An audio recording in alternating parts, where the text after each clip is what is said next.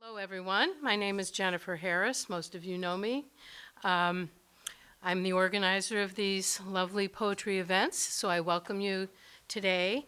I'm also welcoming you to Kingston. We've spread our wings a little bit. I'm hoping that as we move forward with more events, that we'll be able to become the America's Hometown Laureates of the South Shore, where people know poetry's going on, and we'll spread it out slowly. So I will tell you that when I met Paul David Shea and Ken Cohane. They came to my table at the Waterfront Festival last year, or Ken did, and introduced himself, and then later on got in touch with me and said that they do recovery programs in the local correctional facility, and would the Hometown Laureates like to get involved. And so we were just in the process of bringing on our new poet laureate, Miriam O'Neill. So we put that on hold, and this summer we will start that process to work together. But in the conversation, and this is what I think I'm good at, is listening to opportunities. And when Paul said that he has a Zen studio here in Kingston, I thought, what a lovely idea to have poetry read in a Zen studio. So that's why we're here tonight. It's just serendipity. And so welcome on that. And I would like to recite a poem. There's a poet who was in touch with me recently and said that he had hoped to come. I believe his name is Jean Arthur. He was unable to attend, but he sent me his poem that he was going to read. And so he was kind of inspired by the Zen studio. So I asked him, I read it and I just kind of fell for it. So I asked if I could read it tonight, and he said yes. So that would be nice. Should I have moved it down? So I guess when people stand up here, they can move it, but I didn't know if I was allowed to touch it. So that being said, I am reading this poem for Jean Arthur, and it's entitled Shoveling Snow with Billy Collins. The last time he shoveled this much snow, he did it with the Buddha, an odd pair, those two, better known for writing and sitting. But today, he is side by side with me, his professor's walnut pipe steaming double time in the near-perfect cold, wearing a worn-out gray herringbone sport coat muffled with a frayed yellow and green wool scarf. Shovelful by shovelful into the circular wind, we toss light powder over a mountainous embankment. Some of it returns as a cool mint mist against our faces. With every heave, we disappear further into an as yet unfinished verse, lost to one another, other than the occasional sharing of the near-perfect meter of two shovels scraping the gravely surface. All morning we lean into the snow, side by side, riffing. Me and my mindful free writes flow like a jittery wind. He, with his generous basin of tight jazz imagery, concludes the lines of the poems roaming in my mind. We work our way down the driveway, still silent, that particular part of the work poets do alone. So, thank you. So next I will be introducing Paul, and I just want to make a comment that when you stand up and read, you please just introduce your name and just follow down the program. So at this time, I would like to bring Paul David Shea to the podium.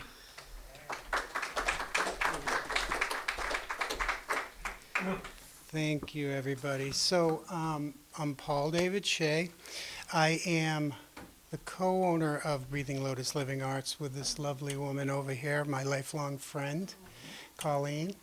And we're much more than just Zen. We are yoga, we movement arts, and this is, Breathing Lotus Living Arts was kind of an idea I had to encompass everything, and this being part of it. I'm a very passionate, poet, but I also don't like people. so I hide behind my words. So it's very uncomfortable for me at times to do this. So I said to Jennifer that this is wonderful because nobody really showed up except for the poets. So it's a bunch of poets speaking poetry to each other. So we all know our own language, right? So I'm going to read something. That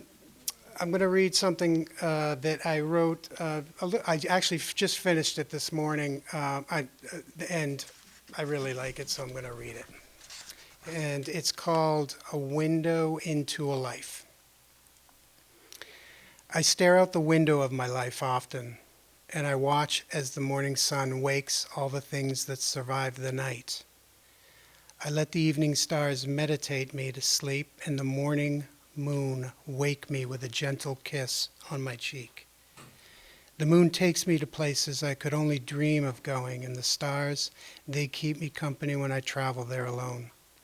None of this truly matters, though, because it is the grief that I feel, and the grief is only love that has lost its way. Love that is just trying to find its way back to a place called home. So I'll stare out my window until love has found its way back to where it started, back to my heart.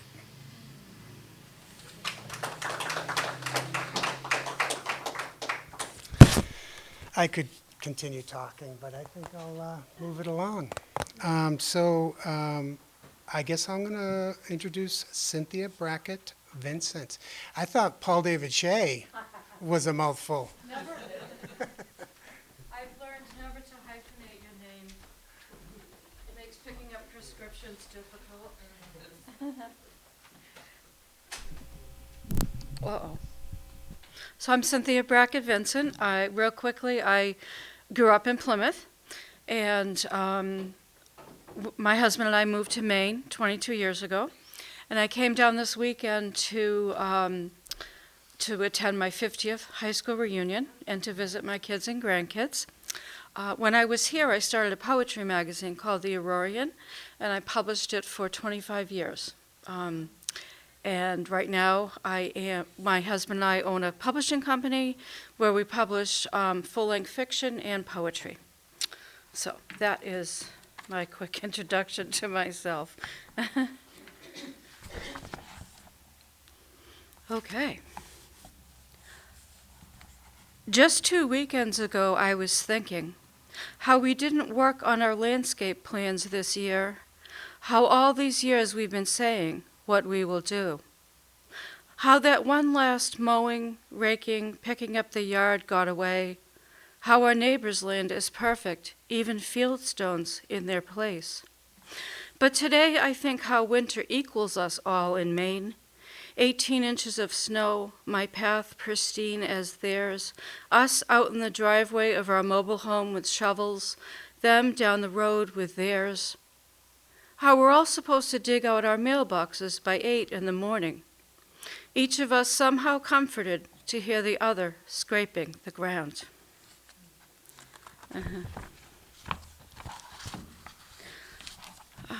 Okay. This is called When Even the Inanimate Seems to Rise and Fall with Breath. It's that time of year in Maine, same time 6 years ago when together we fell in love with this bit of rocky land. After one traipse around its woodsy path, one round trip down the gravel road, that godly time in May, in Maine, when even the inanimate seems to rise and fall with breath, when along the road fiddleheads still knot tightly into fists, the grading truck now come and gone, when you can hit 50 in the Jeep, when everything but this one moment and your future billow out behind you in a cloud of dust.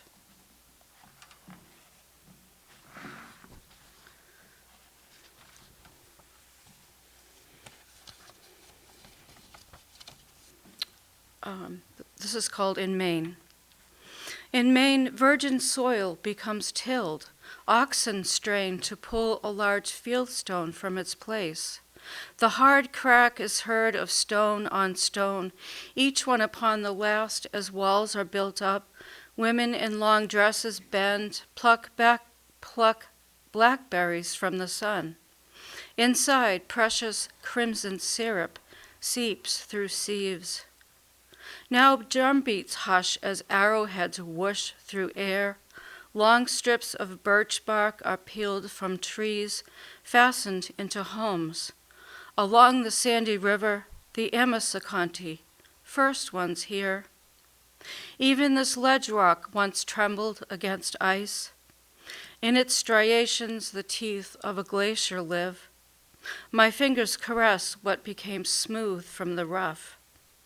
My father's voice echoes in the fallen trees' rings. Each ring is a year. In each ring, listen, the story of a year. Am I done?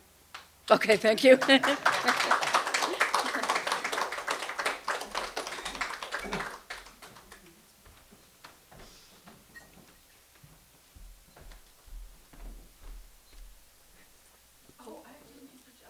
No, we introduce ourselves. But Colleen and David, thank you for having us. I want to just start by saying last night when I couldn't sleep, I was exploring your website and had good dreams about doing yoga and meditation in Sedona. So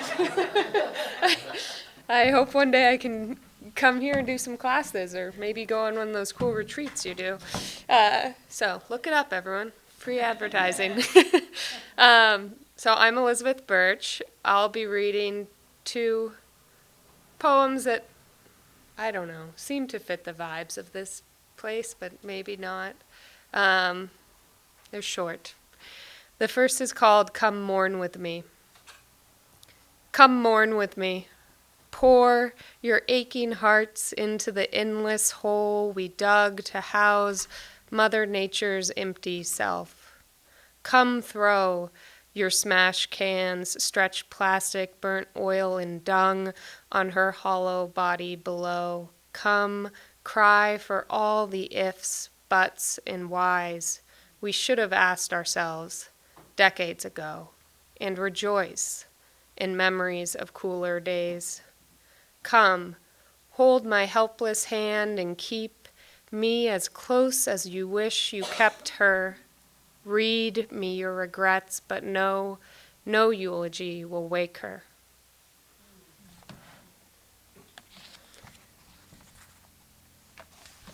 Slightly less depressing.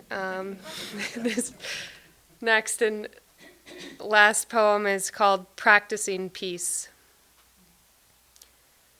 My dog and I walk atop the crust of winter, weaving our way back from the abandoned beach. We stop to watch ducks rest in the remains of an autumn puddle. As he pulls, I hold and try to explain why we don't need to chase everything, kill anything. For a moment, we are still and we listen to water's subtle ripples blend into the beige fields of hay in hibernation. I let him learn, then turn to find a new scent or stick. But I keep watching, body begging for practice. Thank you. Alan is not here. Sorry. Yep, yes. Our next poet is not here. If he does show up, we'll move him at the bottom. So meanwhile, will Sheila Mullen Twyman come up, please?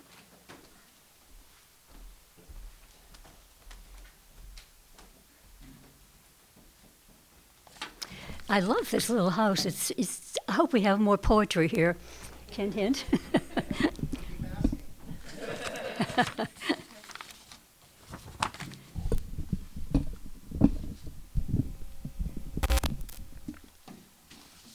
First poem is called Postcard from the Dig. She's like any other woman, if being 900 years old can be considered common. Disentombed from between layers of boggy earth, her skin golden and bronze hard, not notable in dress or station of life, ordinary except for one oddity, a big toe, made of dark wood, strapped to her left foot. It's a perfectly carved prosthesis with a bas-relief toenail that never had to be trimmed. Scratches on the bottom, little pebble indents show that she walked on it for some time before she died. But it must have tripped her up occasionally, for it was much larger, much longer than a big toe should be. Who carved this strange artificial part? Was it fashioned out of proportion, larger than life, so it would never wear down? An extended life warranty, so to speak? Was the carver a simpleton or simply inept? Was it whittled in cruel jest or sadly an imitation of life? Perhaps her flesh and blood toe was an aberration, even before some gangrenous wound caused its removal. A giant congenital defect that dangled precariously beyond the length of her sandal. A bloated object of derisive laughter that made the mere act of walking to the well each day a painful journey, fraught with taunts and humiliations. Perhaps this simple woman of the bar became extraordinary after her amputation, a sorceress able to whip off her magic appendage, delight small children, horrify others to shrink in silence. I have one more. I live near the beach, and there are a whole bunch of Rosa rugosa bushes at the back of the particular beach I go to. And I want to be a beach rose. Live with dune grasses, spread my thorny canes over nesting terns, so crows and mice cannot snack on their downy broods. Call myself Rosa, Rosa rugosa, with deep pink petals that unfold slowly to lay bare my golden center, twin to the morning sun. Whirl my heady fragrance toward the sea, and a spindrift will mist me with brawny cadenzas. I will be Rosa, with the swaying hips, lustrous rose hips, large brick red sea tomatoes. Hey, Rosa, they'll say, you're some tomato. I'd like to sip your sweet rose hip wine. And when my wild beach rose days grow short, my hips grow old and wrinkled, I will ride rhapsodic on a wave's foamy crest. I will flee into the deep with my white-capped lover. Thank you.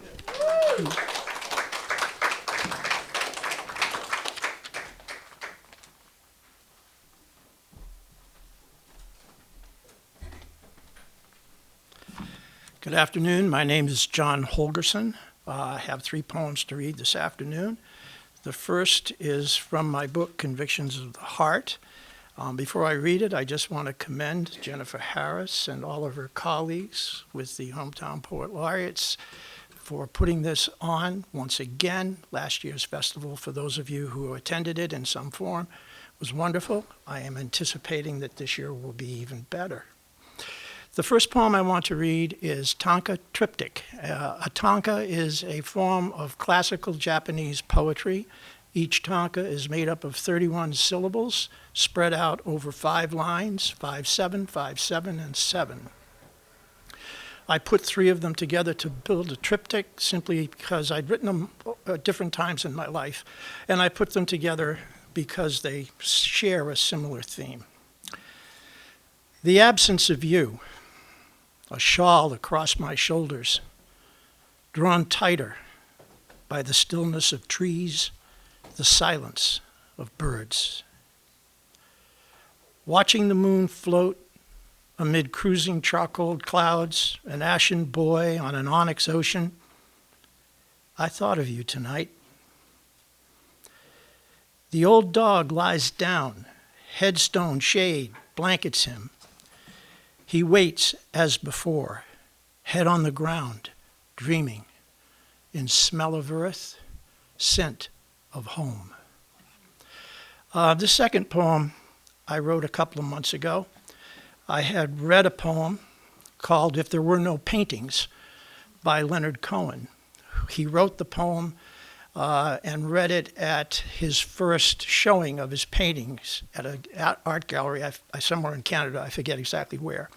So having read If There Were No Paintings, I thought I would write a poem about if there were no poems. And as Paul said at the beginning this afternoon, about the audience appears to be mostly poets, well, the poem is addressed to poets. If there were no poems, after If There Were No Paintings by Leonard Cohen. If there were no poems in the world, maybe then would mine be important. Since this isn't the case, let us not hurry to write just any line. Let us first prove ourselves worthy of the title poet.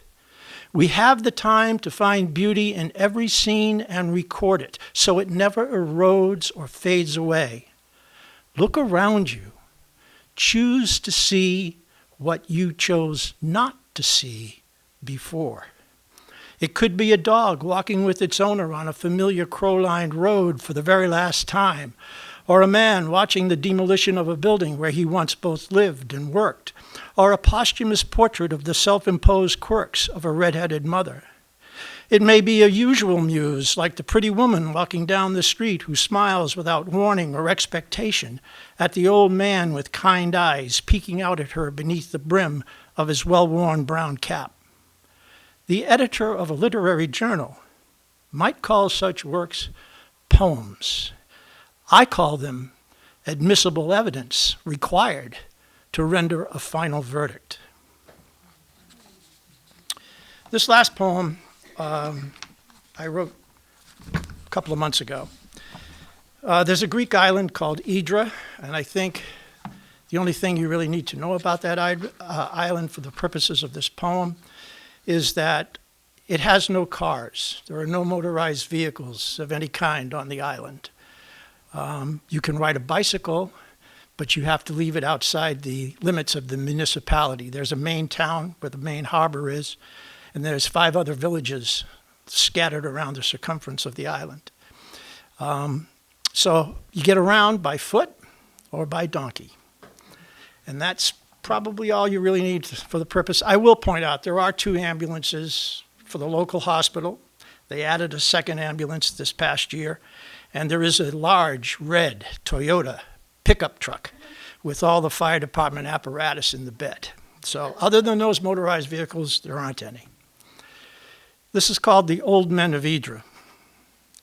The old men of Hydra sit on a cool marble curb along the cobblestone street near the statue of the revolutionary Andrei Miaoulis, discussing the island's problems and how they would solve them if in charge.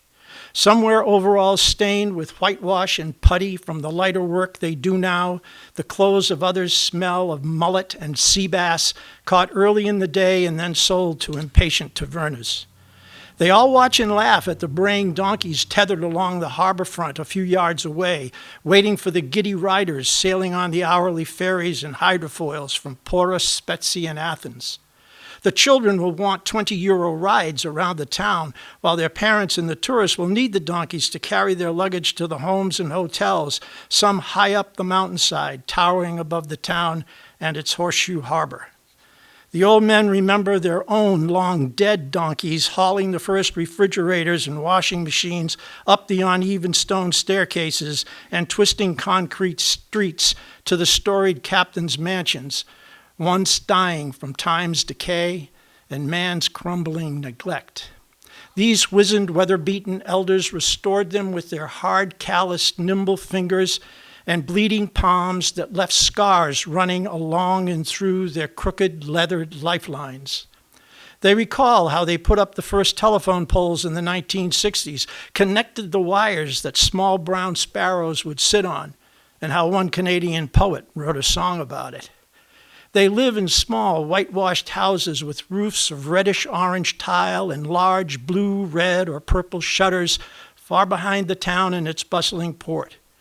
They are venerated by their children and grandchildren, for whom they built and rebuilt the island decade after decade with strength, sweat, and suffering. They are the unofficial mayors of their neighborhoods, where they know everyone and govern with a father's frail firmness and a grandfather's abiding generosity. Thank you.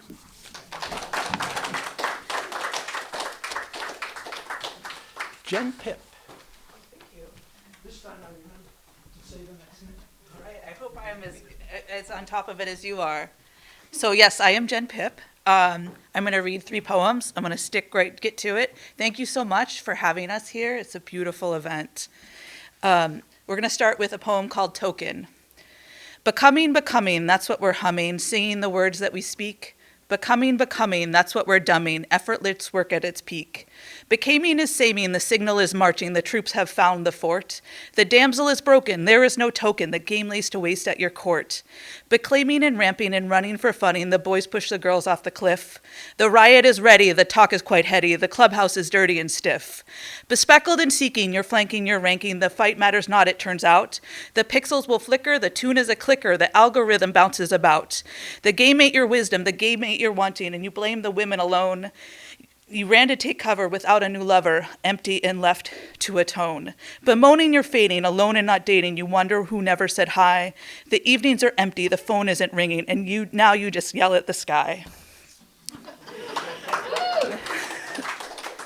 All right, those ones are always a little tough because there's a lot of momentum.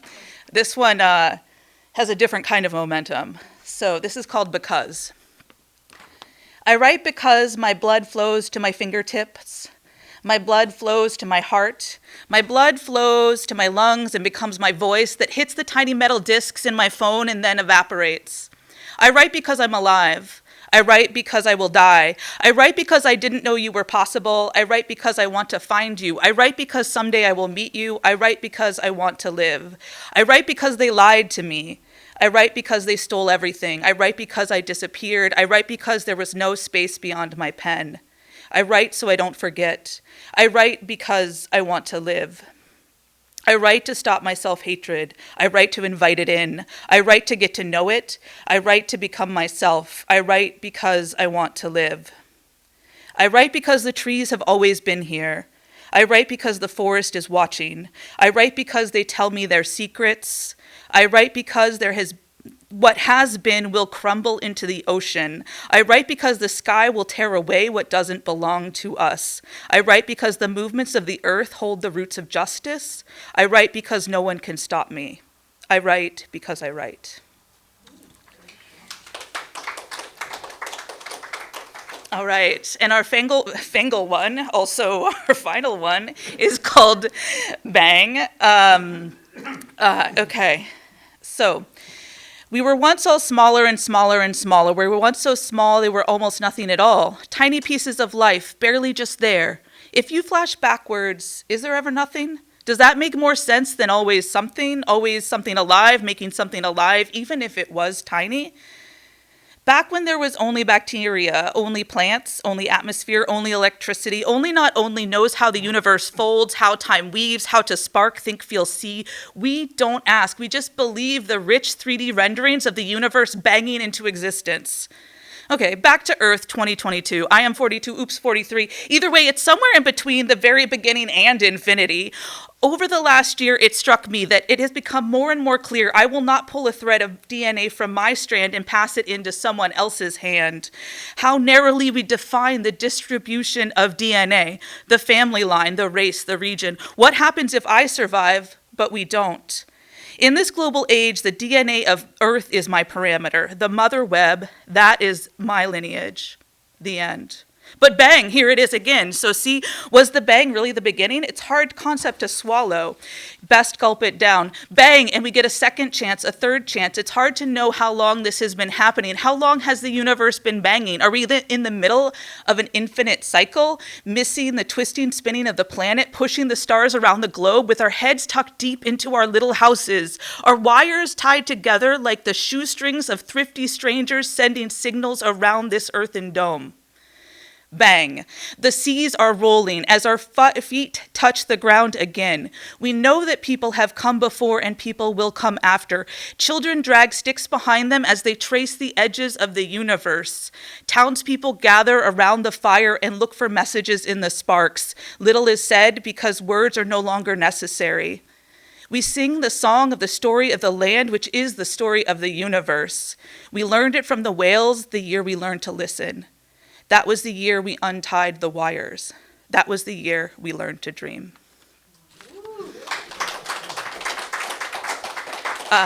Sheila.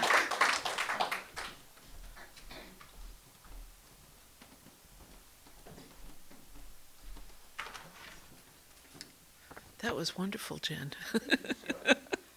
I'd like to thank Jennifer and, is it Paul? Paul David Shea and Colleen. Thank you. This is a beautiful space, and it has a very good energy, very calm, I think.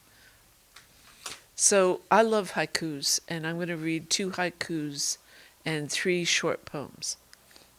My name is Sheila Lynch Bentinen. All my travel plans are in my sweet dreams at night. I have ventured far. A soft piano melody waves through the air, kitten on the keys. This next poem is about this neighborhood. Next door is the Pawtuxet School, and the library was built after the Pawtuxet Hotel. And when they were building the Pawtuxet Hotel, they found many graves of native people. And this area, I gave a lecture on archaeology at the center over there, and this neighborhood has tens of thousands of artifacts of people who have lived here for thousands of years. So this is about this neighborhood. 3 comets. 3 comets flashed against the night sky that year. The last one was visible for 3 months around the world. 10 years later, an old Wampanoag woman from the west told the historian, "During the long, bright comet, that is when the great dying was worst." For 10,000 years, this neighborhood was Pawtuxet. Then the great dying. 2 years later, a big ship called Mayflower. Today, this neighborhood has artifacts everywhere. 10,000 years, 3 comets, everything changed. To-do list. Need to get oranges at the store. Remember to pick up eggs. Why is pi so mysterious, related to circles, cosmology, and infinity? Remember to get inspection sticker. Oil change needed. What is beyond the edge of the universe? Are there other universes? Remember to pay electric bill. Wash the dog. What happens to your energy when you die? Is energy neither created nor destroyed true? Have to clean out the shed. Buy a new shirt. Does quantum entanglement apply to humans? Why are we here? Eastern white pine. The television shouts while the lawyers for Lucifer parse evil versus wicked. An angel Gabriel is hiding in a faraway grotto. You will find me paying attention to how many ways the wind can whistle through an eastern white pine. Thank you. Next is Ken Cahone.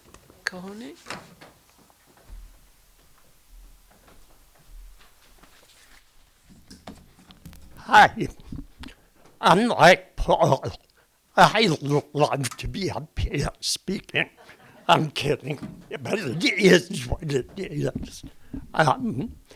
Jennifer explained what got me here 2 years ago.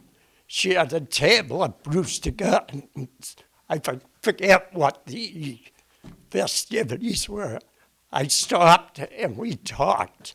I took her card. The card sat beside my meditation table for 6 or 7 months till I finally reached out. Here I am. And when I heard it was going to be here, this is like a second home to me. It's a spiritual home. When I'm around, I come to classes, I teach here. When I teach, I come early and I just sit. And it's so beautiful hearing the history here. We're sitting on thousands of years of history. So when I've been writing on and off for years, personal stories, spiritual stories that hit me.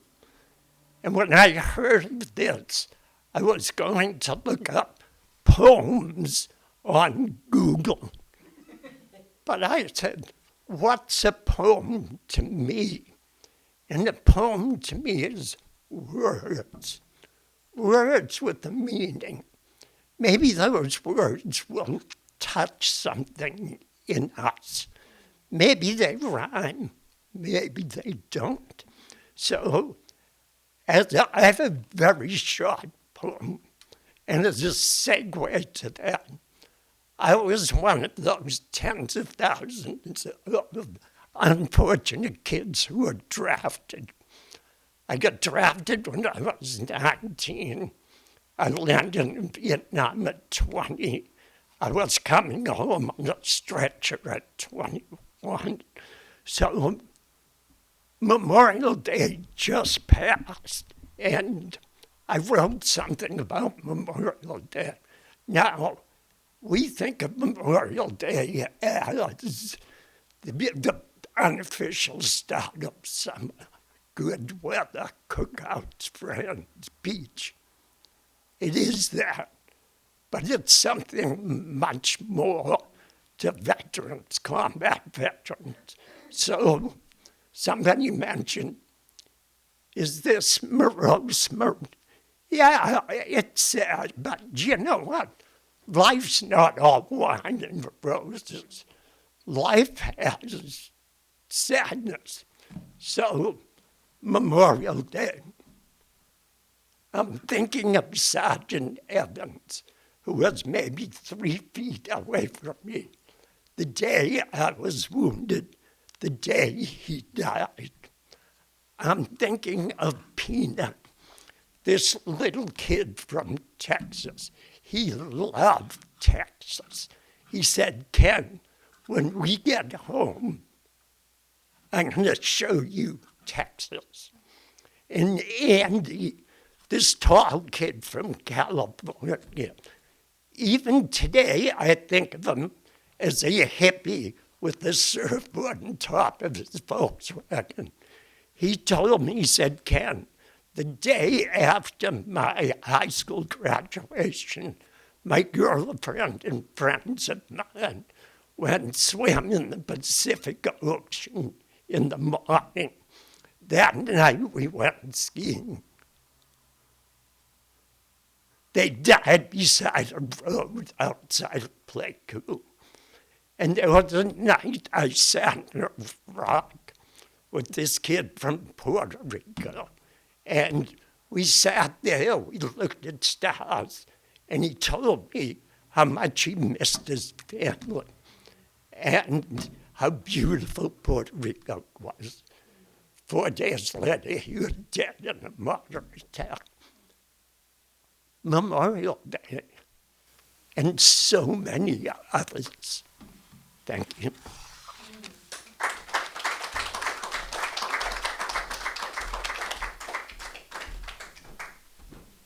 Thank you, Ken. I'm so glad you were able to make it today.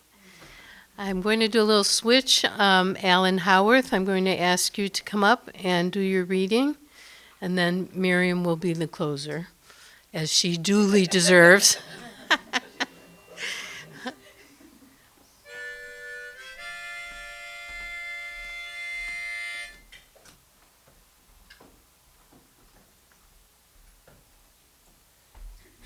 Nice to watch walk barefoot here. Just a little sand will be all set. Thank you so much for having me. This is a beautiful place. I have 3 pieces I want to read for you today. I can get myself organized here. All right.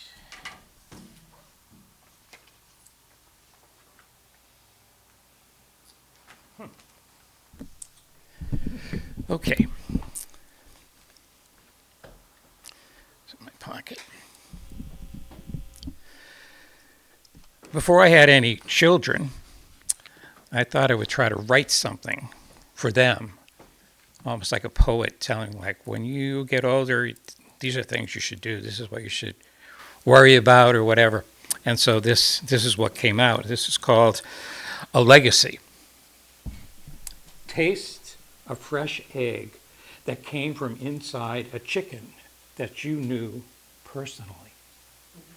Feel wet spring grass between your toes. Touch knowing skin. Know you are part of a past and part of a future.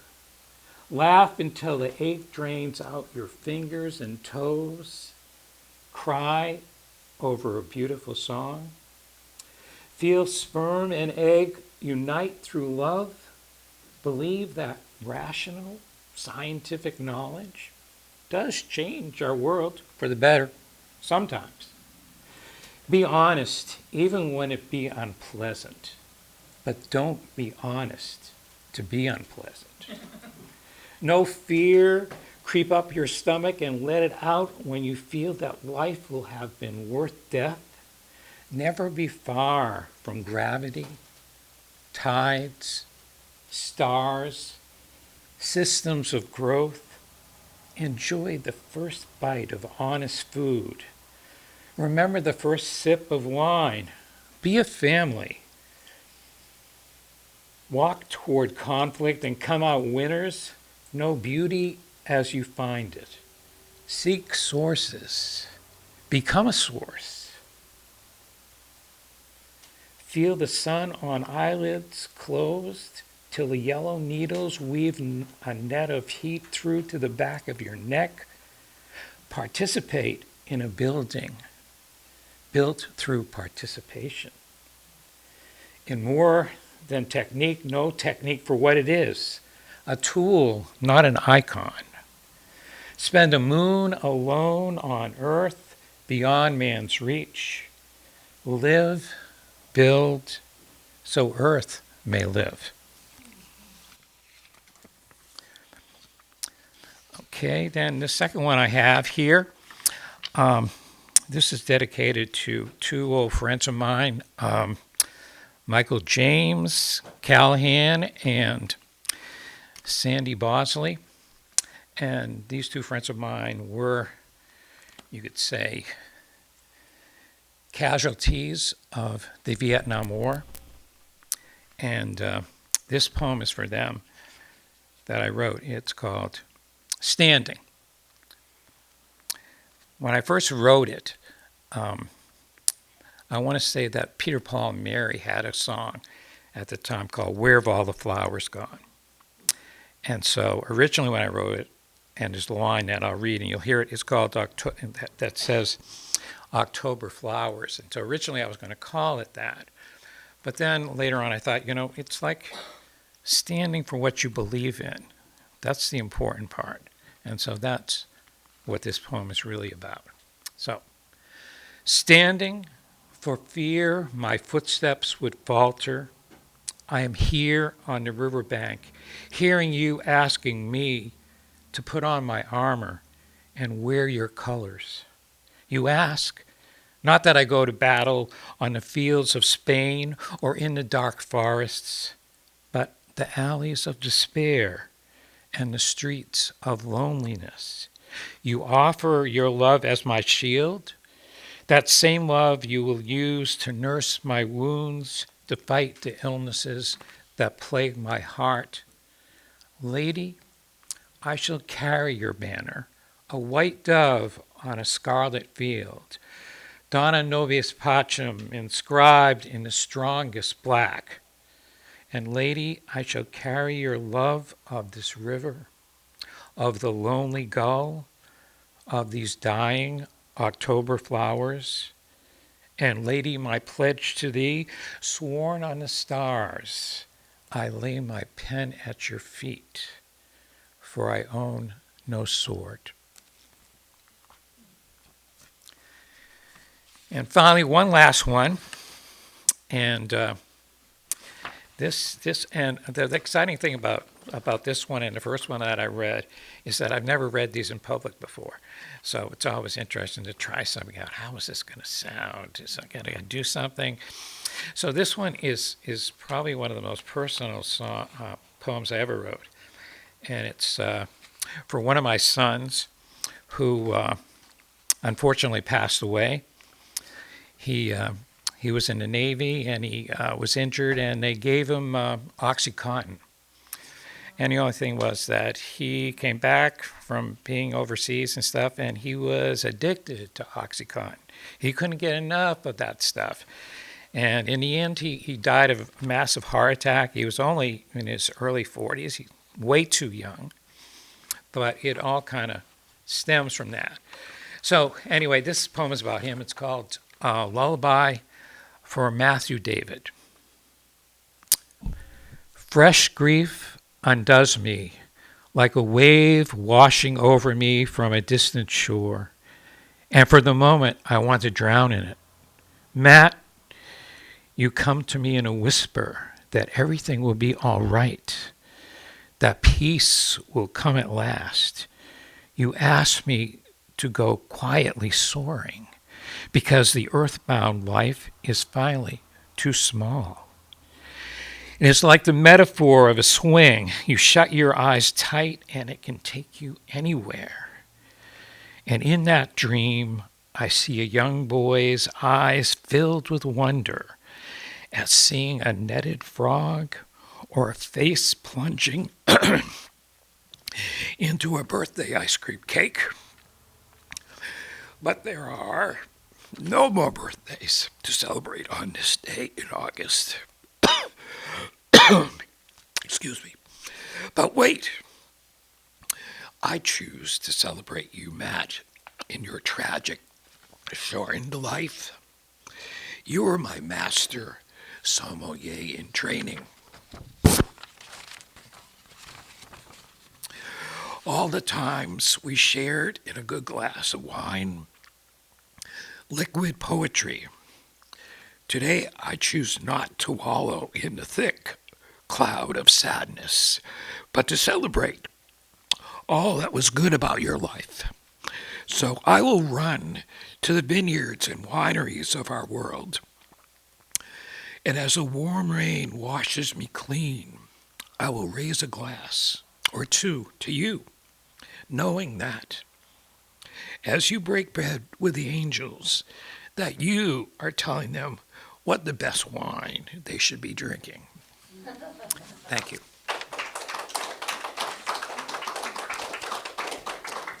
Oh, I'm not sure who's next. I think you are. The best for last. Save the best for last. That's what I say. Thank you.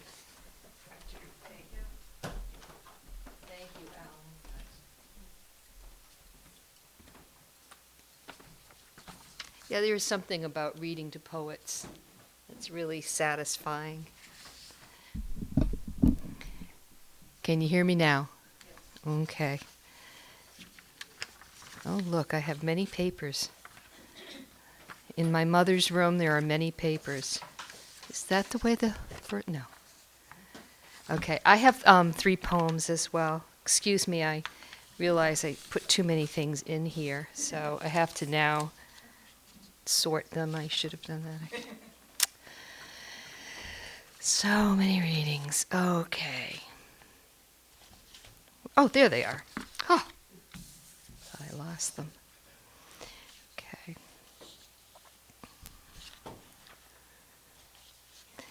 I'm going to read I'm Miriam O'Neill. I'm the Poet Laureate of Plymouth, and I'm so happy to be here reading with all these wonderful poets whose work I have come to love so much and appreciate so much. We have quite the little poetry community going here. I'm going to read 3 poems. One, it's a prose poem. It's kind of long. I'm still working on it, but it needs ears. It's called About That Day. What I'm not telling you about that day is about the blood. That I was 13 when she told me to carry the wet fistful of flesh the color of liver in a face cloth out of the room while she lay on the bed. A towel wadded high between her legs, that she shimmied her house dress to her knees on her beautiful long legs making a tent of the top sheet over the mess, her face blank and gray as a chalkboard that has just been erased, her hazel eyes half closed, the thin curve of her lashes, a sparse crescent of shadow on her cheeks. I'm not telling you how she felt, only that she said I should get the missal and the Lord's water, that we needed to send a soul to heaven. The neighbor my mother told me to call arrived in sandals and a skort, smelling of cigarettes and spearmint gum, one pink curler still pinned near the nape of her neck, the other curls all uncombed, shiny hollows across her pale scalp. Cherry's Jubilee lipstick, a gash in her face. Hands all busyness as soon as she walked in, mouthful of clucks and tisks. She sat me in the living room on the couch, didn't notice that in one hand I still held the bloody lump, in a damp cloth like a gutted fish, the little flask of Lord's water in the other. I'm not telling you that I sat there with my bundle, waiting to be told what to do next, or that was the only choice I had to make that day. You might wonder where my siblings were that afternoon, how she had managed to send the bigger kids off somewhere before the cramping got too bad, and got the babies down to nap, all before she called me into her room and said, I've been staining for 2 days. As if in 1963 a 13-year-old girl would know what that meant. How, except for me, the living room stood as empty as Jesus' tomb, sunlight pouring in and a little breeze through the open windows lifting the curtains. There's so much I can't tell you. It might have taken all day. It might have been just an hour in the afternoon. I can't tell you what day it was, except it wasn't Sunday, because there was never a Sunday morning when we weren't all in church. What did my father say that night, arriving home from work just as we all were sitting down to eat? What did she say to him as she moved slowly, stove to table to sink, her ravenous brood all asking for more fish sticks. I can't tell you who turned the blood-stained mattress over, who made the bed up with fresh sheets, or that for sure that night in the living room the Lord's water didn't glow with mystery on its shelf below our framed print of Giotto's Virgin Mary clutching her chubby, too big baby Jesus.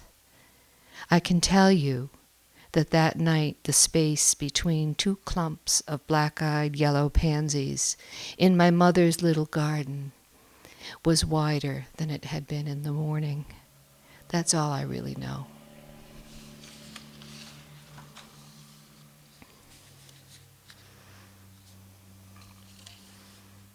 Okay. This is a poem about language and how it saves us and helps us understand things. It's called In Possession of Family. All that spring and summer you kept notes. This is what he said, what he did not say, what the doctor said about him, how his feet spoke beneath the sheet that last morning. In between practicing translation, you spent your ink to record his dying.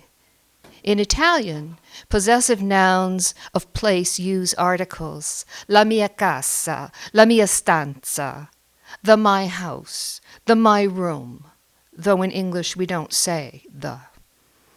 But in possession of family we say mio fratello, my brother.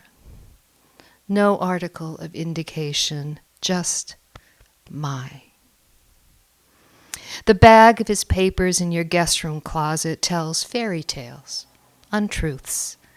C'era una volta, once upon a time. Forms half filled out. How often do you consume alcohol? Only on weekends. Solo nei fine settimana. And one day you wrote, his dying has sockets and keys, ways to unlock my heart if I can stand it. As if facing that door weren't hard enough. Forza means strength. O così poca forza.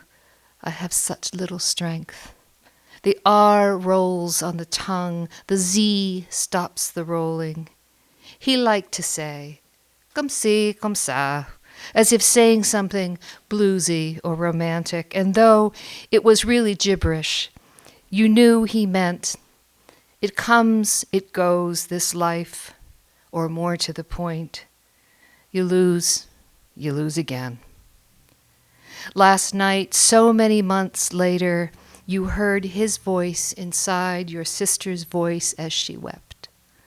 The way you heard mountain snowmelt gush in the Trevi as water rained on itself, a voice all water shares, submerged, subsumed, and flowing freely, his baritone inside her soprano.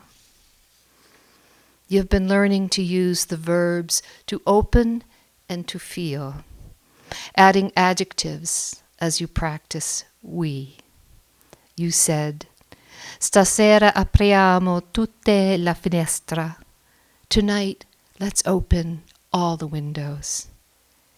E sentiamo il bel vento, and feel the beautiful wind. And here's the last one.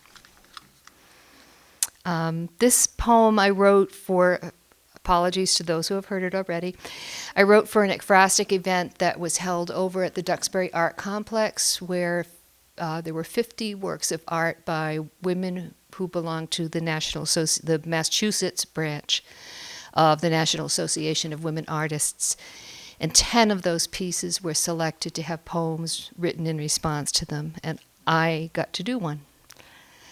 And the piece that I chose was a sculpture called Inner Peace.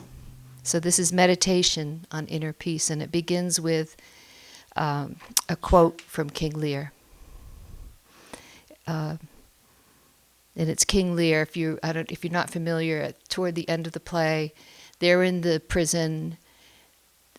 She thinks he has died, and she weeps over him.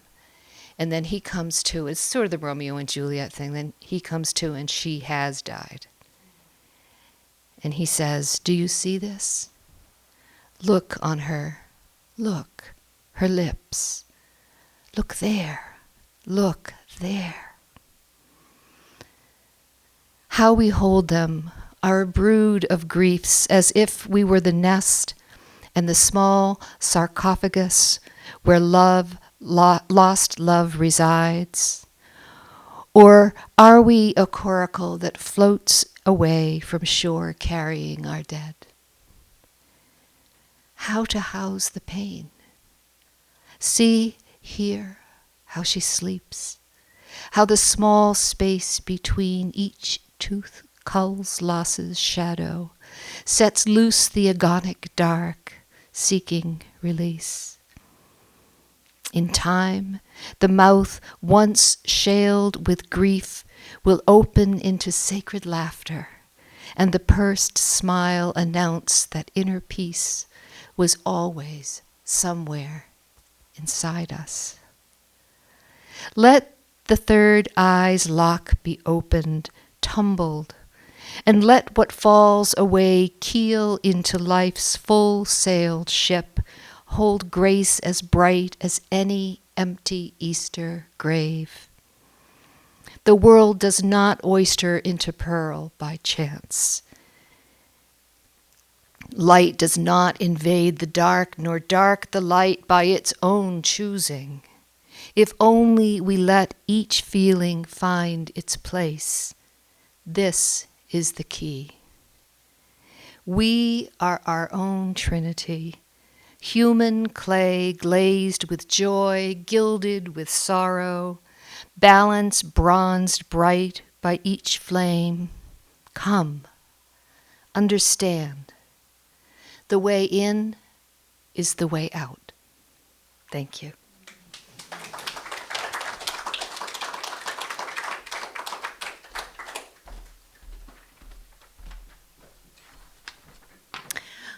Thank you all for a wonderful reading. My gratitude as I stand here with my bare feet in a studio that moves us spiritually, individually, with poetic words and spoken words.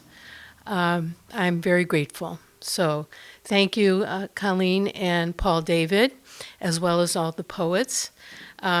Each one of you has given me something to think about. I would also like to take a moment to do some thank yous that are well-deserved. This poetry festival that we bring to you, this is our second annual, is fundamentally funded by Massachusetts Cultural Council. And we have the great support of Local Scene, who are responsible for video recording all the events. So we'd like to give a shout out to them and thank them.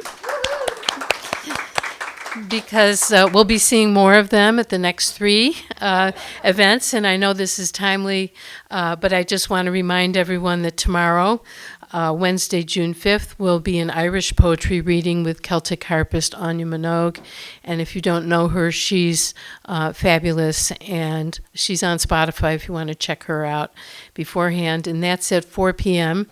at the Plymouth Public Library. And then we take a little break until next Tuesday, June 11th, Uva Wine Bar, which is at 6 o'clock. And that's, I have found through my experience, that poets seem to like to have a glass of wine and then recite some poetry. So that one's a fun and exciting one. And then we close it up with Thursday, June 13th at Inky Hands Print Studio and Gallery at 2 p.m. These are... This is an ekphrastic poetry event, although you don't have to write a poem for it, but if you want to. So everyone knows to reach me at hometownlaureates@gmail.com. And at this time, I would like to conclude. I don't know, do you folks have a Zen closing? Paul David? Just hands together? Namaste.